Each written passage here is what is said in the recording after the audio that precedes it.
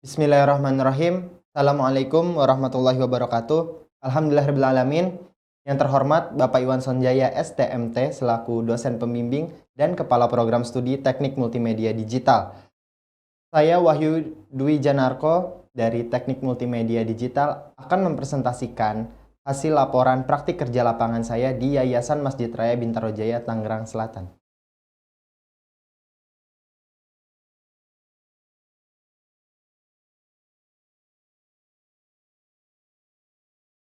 Baik.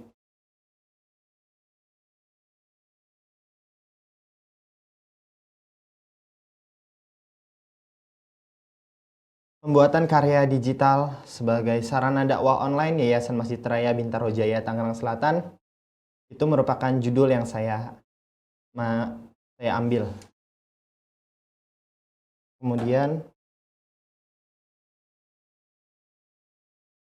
Yayasan Masjid Raya Bintaro Jaya sendiri itu memiliki visi dan misi, yang mana visinya tersebut yaitu MRBJ menjadi masjid percontohan atau role model masjid di Indonesia.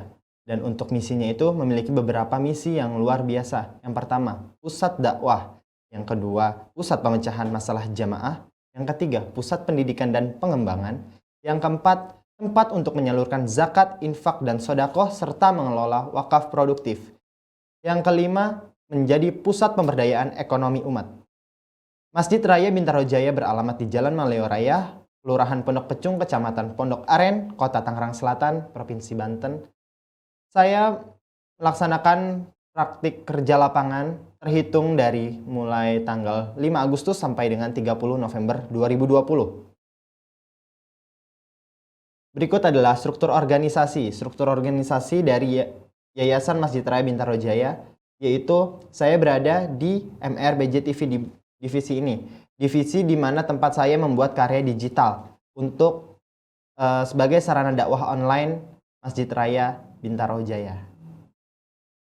Untuk latar belakang, tujuan, dan kegunaan, latar belakang saya membuat karya digital ini karena pada masa pandemi COVID-19 itu sangat berdampak sekali pada aspek kehidupan dan terutama di kegiatan dakwah Islam di dalam maupun di luar masjid. Nah, untuk mengatasi masalah yang timbul akibat dampak dari pandemi COVID-19 tersebut, pihak Yayasan Masjid Raya Bintaro Jaya melakukan kegiatan kajian dakwah online yang berlangsung di studio Masjid Raya Bintaro Jaya. Seperti saya sekarang ini. Saya sedang berada di studio MRBJ TV. Selanjutnya Tujuannya itu memberikan kemudahan dalam memahami isi kajian yang disampaikan oleh Ustadz dan meningkatkan jumlah subscriber YouTube channelnya MRBJ TV, serta memiliki kegunaan memberikan fasilitas untuk memudahkan jamaah untuk mengakses informasi mengenai isi video dan jadwal kajian yang diberikan oleh Ustadz. Saya mengambil metode untuk pembuatan karya digital ini, yaitu metode MDLC atau Multimedia Development Life Cycle. Yang pertama, konsep. Konsep ini adalah tahap awal kita menentukan kegunaan dan tujuan karya digital yang kita buat. Setelah itu masuk ke tahap desain. Di tahap desain ini kita telah mendesain layout atau tampilan yang akan ditampilkan di tayangan video kajian online-nya nanti. Berikut adalah sketsa video siaran langsung dan sketsa video yang telah diedit. Untuk material collecting itu terdiri dari peralatan syuting dan aset pembuatan video. Untuk peralatan syutingnya itu sendiri dari mulai tahap pembuatan sampai tahap akhir itu terdiri dari kamera, tripod, lampu yang berdaya 500 watt, tripod lighting, memory card minimal 64 GB, laptop Dell seri G5, escape capture atau Elgato, kabel HDMI to HDMI, serta Sennheiser sebagai audionya. Untuk asetnya itu kita memerlukan lower third, running text, logo MRBJ TV, thumbnail YouTube, PowerPoint materi kajian Ustadz jika diperlukan, bumper video, koneksi internet yang cukup stabil yaitu berkisar 50 MB per second, frame iklan program masjid, serta video iklan program masjid. Selanjutnya, untuk tahap assembly. Assembly ini ada 3 tahap. Yang pertama, pembuatan video siaran langsung. Pembuatan video siaran langsung yang pertama yaitu kita mengatur setelan yang ada di YouTube. Kita mengatur judul dan mengatur thumbnail YouTube. Setelah itu kita mengambil stream key yang ada di YouTube untuk kita masukkan ke dalam software vMix. Untuk tampilannya itu yang paling bagian atas merupakan tampilan layout yang akan digunakan saat siaran langsung berlangsung. Dan yang di bawahnya itu kita memasukkan stream key yang ada pada YouTube, kemudian kita mengklik tombol stream dan maka streaming kajian online bisa dimulai dan telah dimulai. Selanjutnya proses editing video. Nah, setelah tadi kita udah mengambil gambar dengan cara live streaming, terkadang videonya tidak bagus karena koneksi internet yang tidak stabil, maka dilakukan proses editing video untuk menaikkan kembali ke channel YouTube.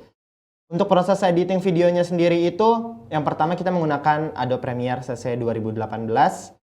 Setelah melakukan proses editing dengan menambahkan misalnya instrumen ataupun tidak menggunakan instrumen, kita melakukan proses rendering dengan format H264 dengan high bitrate, serta selanjutnya kita merender. Untuk selanjutnya adalah yang terakhir, untuk proses assembly adalah proses mengunggah video. Proses mengunggah video itu sendiri ada di halaman YouTube channel. Halaman YouTube-nya terletak di sebelah kiri atas layar yang bericon kamera. Kita klik, kemudian kita isi judul serta thumbnail yang akan kita upload videonya nanti. Kemudian ikuti langkah selanjutnya. Setelah selesai semua langkah telah terlewati, maka dengan otomatis video sudah terunggah di halaman YouTube channel. Kemudian untuk testing ini, di tahap testing ini kita memiliki 2 tahap, yaitu alpha test pertama dan alpha test kedua. Untuk alpha test pertama memiliki revisi di bagian isi konten video kajian yang biasanya itu kontennya itu memiliki konten yang sensitif ya, entah politik ataupun yang lain. Kesesuaian color gradingnya pun juga masih belum sesuai. Sedangkan di alpha test 2, alhamdulillah semuanya telah terpenuhi dan kita melakukan tahap selanjutnya yaitu distribution dengan cara membackup semua video dan kita mengirimnya kepada Ustadz untuk melakukan perevisian video jika diperlukan revisi. Baik, selanjutnya adalah pemutaran video yang telah saya buat. Berikut adalah tayangannya. Kita gak bisa cium tangan Rasulullah di dunia. Kita gak bisa peluk Rasulullah di dunia. Kita gak bisa mencium wanginya aroma Rasulullah di dunia.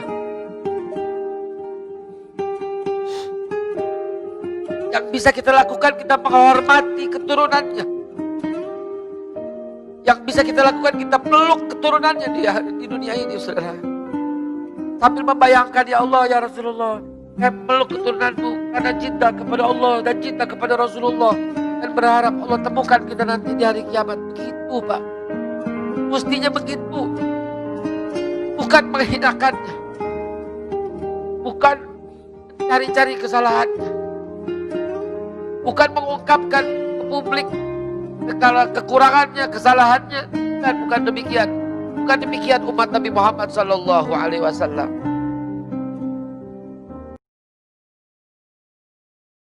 Baik. Tadi merupakan video yang merupakan salah satu video yang sangat bagus kontennya sehingga dapat menambahkan jumlah subscriber di YouTube channel MRBJ TV. Selanjutnya adalah tampilan website yang pernah saya buat juga untuk MRBJ. Baik, ini merupakan tampilan awal dari website MRBJ TV, terdiri dari header, kemudian jadwal kajian, ada tentang masjid, program unggulan, serta video kajian. Nah, video kajian ini sering terupdate juga setiap minggunya tentunya. Selanjutnya ada menu pendaftaran, ada menu kelas, ini khusus lembaga amil zakat, karena Masjid Raya Bintaro Jaya sudah menjadi lembaga penyaluran zakat. Selanjutnya ada menu wakaf, yang mana ada wakaf ambulan dan zona muamalah. Selanjutnya ada sarana dan prasarana yang ada di Masjid Raya Bintaro Jaya, terdiri dari ruang serbaguna, ada coffee shop, ada lahan parkir yang cukup luas, dan juga rak sepatu, toilet, dan tempat wudhu yang cukup banyak. Kemudian ada kontak admin MRBJ, yaitu ada MRBJ Tangsel untuk Instagram, MRBJ TV untuk YouTube, MRBJ Tangsel untuk Facebook, dan admin MRBJ di WhatsApp. Baik, selanjutnya terdapat kendala yang dihadapi dan solusi itu. Untuk kendalanya sendiri, yang pertama kurangi fokus saya terhadap menyimak isi kajian dari yang disampaikan Ustadz, sehingga saya perlu mendengarkan ulang dari konten video yang telah direkam sebelumnya. Yang kedua itu penambahan ataupun pengurangan konsep yang dilakukan oleh pengurus di luar kesepakatan awal. Jadi itu terkadang pengurus meminta mengubah konsep secara dadakan, sehingga saya dan tim harus segera melakukan perubahan tersebut. Yang terakhir itu koneksi internet yang terkadang tidak stabil, sehingga hasil video yang dihasilkan pun tidak bagus atau bisa dikatakan patah-patah. Selanjutnya adalah solusi. Solusi yang bisa saya berikan yaitu solusi yang saya lakukan, yang saya temukan, yang pertama yaitu lebih fokus lagi terhadap menyimak isi dari kajian Ustadz. Yang kedua, saya dan tim sering berkoordinasi untuk mengkonfirmasi mengenai tugas yang diberikan untuk mengurangi masalah penambahan atau pengurangan konsep. Yang ketiga itu memastikan pastinya koneksi internet yang stabil. Selanjutnya itu kesimpulan dan saran. Kesimpulan ini, saya menarik kesimpulan yang pertama, pembuatan konten video kajian online telah memenuhi kriteria sehingga telah terdapat kesesuaian materi kajian yang disampaikan oleh para ustadz. Yang kedua, berdasarkan video yang telah selesai dibuat, maka dapat dipastikan video tersebut sudah diunggah di channel YouTube MRBJ TV.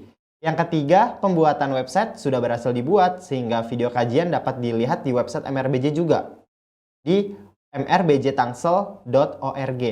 Yang keempat, berdasarkan materi video kajian Ustadz yang menarik, mampu menambahkan jumlah subscriber di setiap video yang di-upload. Yang terakhir, saran. Pertama itu sarannya diperlukan sebuah metode pembuatan video yang lebih sesuai lagi sebagai acuan dalam proses pengerjaannya agar lebih cepat dalam proses pembuatan video tersebut. Yang kedua, sebaiknya membuat konten video yang lebih menarik dari tema dan isi kajian video itu sendiri, agar para jamaah memiliki ketertarikan yang tinggi.